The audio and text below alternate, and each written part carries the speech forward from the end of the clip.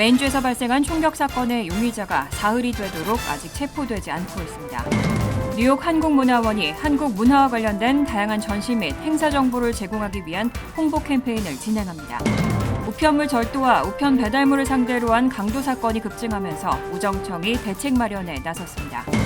미 전역에서 근로 연령대의 절반 이상이 의료비를 감당하는 데 어려움을 겪고 있는 것으로 조사됐습니다. 몬태나주 헬레나 지역에서는 올해 첫 폭설이 내리면서 눈이 1피트나 쌓였습니다. 이상은 이 시각 주요 뉴스입니다. 시청자 여러분 안녕하십니까? KBN 뉴스입니다. 메인주에서 발생한 총격 사건의 용의자가 사흘이 되도록 아직 체포되지 않고 있습니다.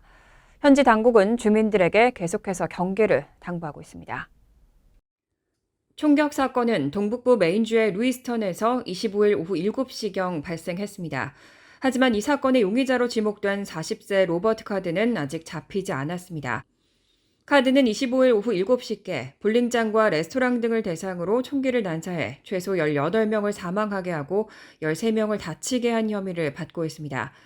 당국은 즉시 카드의 신병을 확보하기 위해 그의 거주지인 보던 지역에서 수색 영장을 동원해 지역 주택가를 수색했지만 아직 그의 행방은 묘연합니다. 현재까지 FBI 특수기동대 요원 80여 명이 동원돼 수색 작업을 진행 중입니다. FBI 외에도 주와 시 법 집행 당국이 그의 차량을 비롯해 다른 장소에 대한 수색을 진행하고 있지만 신병 확보가 지연되고 있습니다. 메인주 내 일부 학군 및 대학은 총격 용의자가 잡히지 않은 상황에서 27일까지 임시 폐쇄를 결정했고 총격이 발생한 루이스턴 일대 공립학교도 27일까지 휴교 조치를 이어가기로 했습니다. 이번 사건은 올해 미국에서 발생한 총격 사건 중 피해가 가장 큰 사건으로 꼽힙니다. 용의자 카드는 육군 예비역 출신으로 2002년 입대한 것으로 알려져 있습니다. 지난 여름 환청 등의 문제로 치료를 받은 전력이 있는 것으로 알려졌고 사건 초기에는 그가 총기 교관이라고 보도됐지만 워싱턴 포스트는 육군을 인용해 그가 복무 기간 동안 교관으로 일하지 않았다고 전했습니다. 한편 이번 사건에서 용의자 로버트 카드는 AR-15 소총을 사용한 것으로 알려졌습니다. 분당 45발을 발사할 수 있는 총기입니다. 대량 살상의 무기로 쓸 수 있는 이런 총기의 허용 여부를 둘러싸고 논쟁이 또 불붙고 있습니다. 총기 반대 활동가인 세넌 와츠는 X를 통해 메인주에서는 총기 구매가 감기약 구입보다도 쉽다는 점을 비판하며 논쟁을 격화시켰습니다. 민간 정치단체 스탠드 포 베러도 이번 총격 사건으로 최소 16명이 사망했는데 마이크 존슨 하원 의장과 공화당은 AR-15 대신 낙태를 금지할 테니 안심하라며 비판했습니다. 반면 총기 소지를 지지하는 공화당 측은 이를 민주당의 선거 전략으로 깎아내렸습니다. 로라 루머 우파 활동가는 바이든 대통령 및 민주당이 총격 사건의 책임을 공화당에게 돌릴 것이라며 총기 규제와 낙태를 이슈로 만들려는 민주당의 대선 전략을 비판했습니다. 한편 바이든 대통령은 어제 성명을 내고 의회에 돌격소총 및 대용량 탄창 판매 금지를 거듭 요청하며 대책 마련의 중요성을 강조했습니다. AR-15는 군사용 반자동 소총 M16의 민간 버전으로 미국에서 약 2천만 정이 넘게 있는 것으로 추정됩니다. 워싱턴 포스트에 따르면 2012년부터 지난해까지 미국에서 발생한 대규모 총기 난사 17건 가운데 10건에 AR-15이 등장했습니다. 2012년 코네티컷주 샌디욱 초등학교에서 어린이 등 28명이 사망한 사건에서도 등장했습니다. 하지만 AR-15 규제가 총기 난사를 막는 데는 한계가 있다는 걸 보여주는 데이터도 있습니다. 캘리포니아, 코네티컷, 뉴욕, 메릴랜드 등에 이어 올해 4월에는 워싱턴주도 반자동 소총 규제 법안을 통과시켰습니다. 하지만 영국 매체 데일리 메일은 캘리포니아주는 이런 규제에도 불구하고 총기 난사 사건이 가장 많이 발생하며 총기 규제가 없는 2위 텍사스주의 배에 달한다고 지적했습니다. KBN 뉴스 오동윤입니다. 하원의 새로운 의장인 공화당 소속 마이크 존슨 의원이 취임 후 첫 인터뷰에서 바이든 대통령을 강하게 비판했습니다. 우크라이나 지원 기조도 바꿔야 한다고 시사했습니다. 마이크 존슨 의장은 어제 공개된 폭스 뉴스와의 인터뷰에서 바이든 대통령과의 백악관 면담을 거론하며 대통령과 개인적인 문제는 없지만 서로 동의하는 정책이 거의 없다고 밝혔습니다. 그는 특히 바이든 대통령의 임기를 실패한 대통령 임기라고 규정하면서 잘하고 있는 정책이 한 가지도 없다고 비판했습니다. 또 그의 인지 능력 저하에 대해 우려도 표명했습니다. 이에 더해 존슨 의장은 미국의 국제적 위상과 관련해 우리는 지금 세계 무대에서 어떤 종류의 약점도 보여서는 안 된다며 세계는 부싯돌과 같은 위험한 상황이고 미국이 약한 모습을 보이면 적의 공격을 유발할 것이라고 경고했습니다. 또한 우크라이나 지원에 대한 공화당 내부의 의견 차이를 언급하며 미국의 재정 책임과 지원의 최종 목표에 대한 백악관의 명확한 방침이 필요하다고 강조했습니다. 재정에 대한 책임이 있고 지원 목표와 최종 단계를 명확히 해야 하며 백지수표식 지원은 안 된다는 의미입니다. 이번 발언은 존슨 의장이 하원 의장으로 취임한 후 첫 공식 인터뷰인 만큼 공화당과 바이든 행정부 간의 긴장감을 다시 한번 확인시켜줬다는 분석입니다. 뉴욕 한국문화원이 11일부터 12일까지 한국 문화와 관련된 다양한 전시 및 행사 정보를 제공하기 위한 홍보 캠페인을 진행합니다. 이번 It's Time for K-Culture 캠페인은 뉴욕시 스몰 비즈니스국의 후원을 받아 메트로폴리탄 미술관과 구겐하임 미술관, 뉴욕 공공도서관 등의 주요 기관과 50여 곳의 한식당 및 상점이 함께 참여합니다. 최근 역대 유례를 찾을 수 없을 정도로 다양한 한국 문화예술 행사가 뉴욕에서 열리고 있는 가운데 이들 정보를 한 곳에서 모아볼 수 있도록 한다는 게 이번 캠페인의 취지입니다. 특히 11월 한 달 동안 열리는 한국 식당의 달 이벤트 기간 동안 문화원이 배포한 K컬처 지도를 제시하면 참여 한식당에서 5% 할인을 받을 수 있습니다. 또 K패션, K뷰티, K웰니스, K엔터테인먼트 등의 분야에서도 참여 업체 이용 시 5에서 30%의 할인 혜택이 제공됩니다. K컬처 지도는 뉴욕 한국문화원 또는 온라인을 통해 받아볼 수 있습니다. 자세한 행사 및 참여기관의 정보 역시 뉴욕 한국문화원 홈페이지에서 확인할 수 있습니다. 행사를 후원하는 뉴욕시 스몰 비즈니스국의 케빈 김 커미셔너는 한인 소유의 사업장이 뉴욕시 경제 성장을 비롯해 문화에 큰 기여를 하고 있다고 언급했습니다. 김천수 뉴욕 한국문화원장은 이번 캠페인을 통해 더 다양한 한국 문화를 소개하고 한국에 대한 이해와 경험을 확대시키는 데 그 중점을 뒀다고 전했습니다. 최근 미 전역에서는 우편물 절도와 우편 배달부를 상대로 한 강도 사건이 급증하고 있습니다. 피해 규모가 확대되면서 우정청이 대책 마련에 나섰습니다. 미 전역에서 우편물 절도 및 우편 배달부에 대한 강도 사건이 급증하고 있는 가운데 지난 25일 우정청은 지난 5월부터 전국적인 기습 단속을 벌이고 630여 명을 체포했다고 밝혔습니다. 지난 5월부터 시작된 전국적인 단속에서는 630여 명이 체포됐고 이 중 100여 명에게는 강도 혐의, 나머지 530여 명에게는 우편물 절도 혐의가 적용됐습니다. 우정국에 따르면 이들 범죄자들은 우편물을 직접 훔치거나 배달부를 총기로 위협한 후 범용 키를 빼앗아 우편함을 열고 범행을 저질렀습니다. 특히 수표가 든 우편물이 주요 타겟이었고 범죄자들은 개인 수표의 내용을 지우고 다시 써서 금융범죄를 저지르고 있습니다. USPS 산하 법집행기관 우편검열국의 게리 박스델 국장은 잠재적인 가해자들에게 우편 배달부를 공격하거나 우편물을 훔치는 등의 범죄를 자행할 경우 응당한 처벌을 받게 할 것이라는 메시지를 전하고 지속적인 압력을 가할 것이라고 강조했습니다. 우정청 측은 또 우편 배달부들의 안전을 최우선으로 여기고 있다면서 범용키 수만 개를 전자식으로 교체 중이라고 밝혔습니다. 지금까지 이미 6,500개를 교체했고 앞으로 42,500개가 추가로 교체될 예정입니다. 이와 함께 범죄 다발 지역 만여 곳에는 도난 방지책을 강화한 우편함을 설치했다며 이후 지난 1년 사이 주소 변경 사기가 99.3% 줄었고 위조 우표 통용 사례도 50% 감소했다고 밝혔습니다. 미 전역에서 근로 연령대의 절반 이상이 의료비를 감당하는 데 어려움을 겪고 있는 것으로 조사됐습니다. 물론 건강보험이 없는 경우 이런 의료비 부담이 가장 컸지만 건강보험이 있는 경우에도 적지 않았습니다. 보건 관련 기구 커먼웰스 펀드는 지난 4월 18일부터 7월 31일까지 19세 이상 65세 미만 성인 6,121명을 대상으로 전화 및 온라인 인터뷰를 실시한 결과 건강보험 유무와 상관없이 근로 연령대의 절반 이상인 51%가 의료비 감당에 어려움을 겪고 있는 것으로 집계됐다고 밝혔습니다.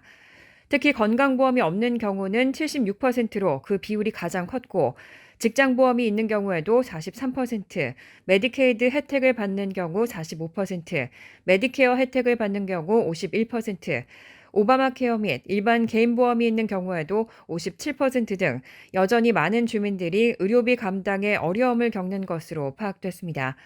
또 응답자 3명 가운데 1명, 즉 32%는 현재 의료 관련 부채를 가지고 있는 것으로 집계됐고 절반가량이 $2,000 이상이라고 보고했습니다. 그리고 전체 응답자의 57%는 월 가계 예산의 10% 이상을 의료비로 지출한다고 답했습니다.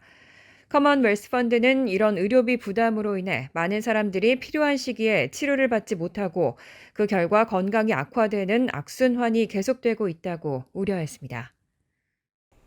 요즘 소고기 가격이 사상 최고치를 기록하고 있습니다. 소고기를 재료로 하는 햄버거나 스테이크 등 각종 소매업소의 제품 가격도 잇따라 올랐습니다.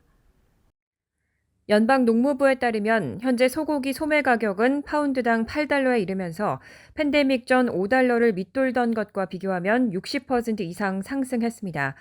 팬데믹 이후로 소고기 도매 가격은 계속 오르는 추세를 보이면서 평균 가격은 20% 이상 올랐고 LA 갈비의 경우 40% 이상 가격이 올랐습니다. 부위별로 차이는 있지만 전반적인 소고기 가격이 평균 20% 이상 오르면서 소비자들이 소고기 구입에 주춤하고 있습니다. 돼지고기에 이어 소고기 가격까지 급등하면서 식당과 마켓 등에서 육류 수요가 줄어들고 있습니다.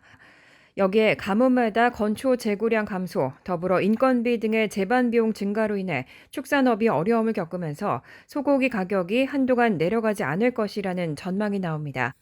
실제로 연방농무부는 지난 9월 가축 보고서에서 올해 하반기 소고기 생산량이 8월부터 연말까지 1억 8천만 파운드 감소할 것이라고 밝힌 바 있습니다. 인텔리전스 수석 상품 분석가인 아담 스페크는 앞으로도 국내에 소 공급이 부족해 소고기 수요가 수년 동안 공급을 초과할 가능성이 있다며 향후 18개월 동안 소고기 가격은 오름세를 기록할 것이라고 전망했습니다.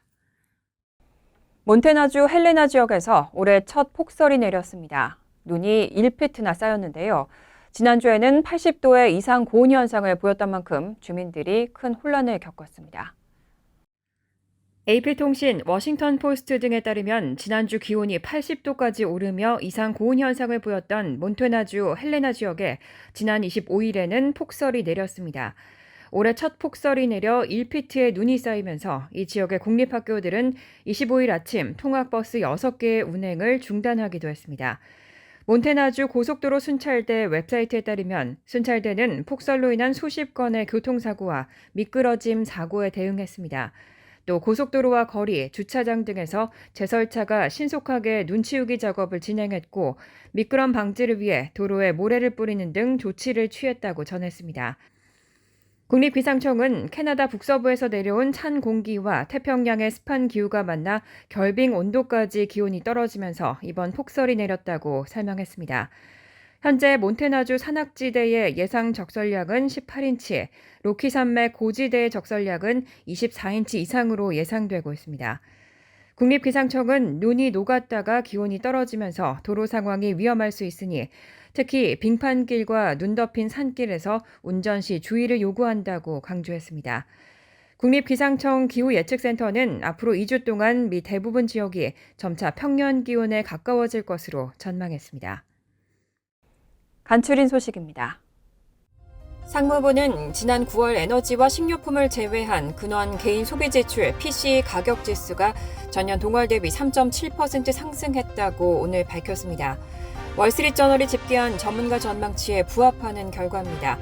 전월 대비로는 0.3% 상승해 역시 전문가 전망치와 같았습니다. 에너지와 식료품을 포함한 대표 PCE 가격 지수는 전년 동월 대비 3.4%, 전월 대비 0.4% 각각 상승했습니다.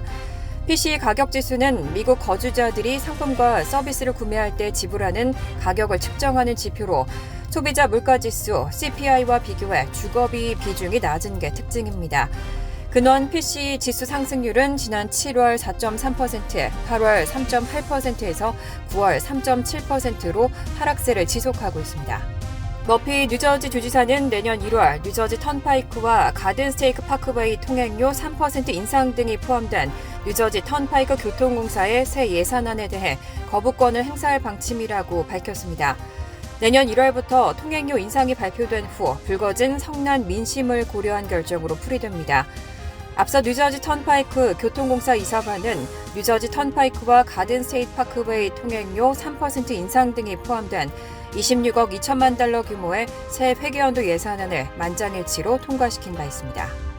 뉴욕타임즈는 121년간 뉴욕을 대표하는 건축물 중 하나로 꼽혔던 플랫아이언 빌딩이 고급 아파트로 리모델링 된다고 보도했습니다. 맨하튼의 중심 지역에 위치한 이 건물은 지난 1902년 완공했고 뉴욕을 남북으로 가로지르는 5번가와 브로드웨이가 대각선으로 교차하는 직각 삼각형 모양의 대지에 맞춰 건설된 탓에 독특한 형태를 띠고 있습니다.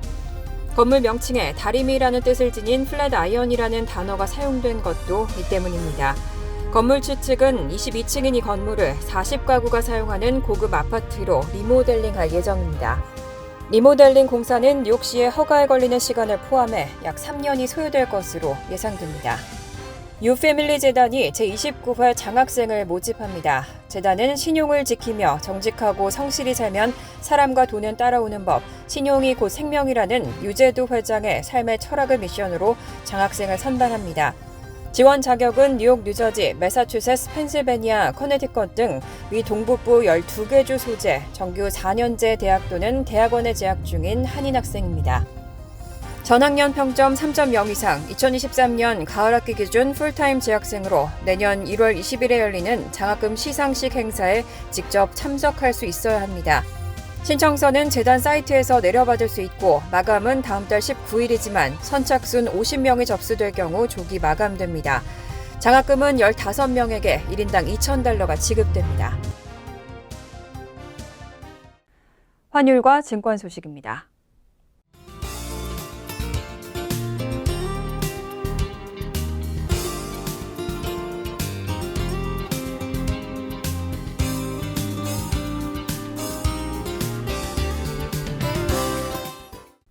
이어서 날씨입니다. 토요일은 화창하겠습니다. 낮 최고 기온은 78도, 섭씨 26도, 밤 최저 기온은 56도, 섭씨 13도로 예상됩니다. 일요일은 비가 내리겠습니다. 월요일도 흐리고 비가 내리겠습니다. 이상으로 KBN 뉴스를 마칩니다. KBN과 함께 즐거운 저녁 되시기 바랍니다.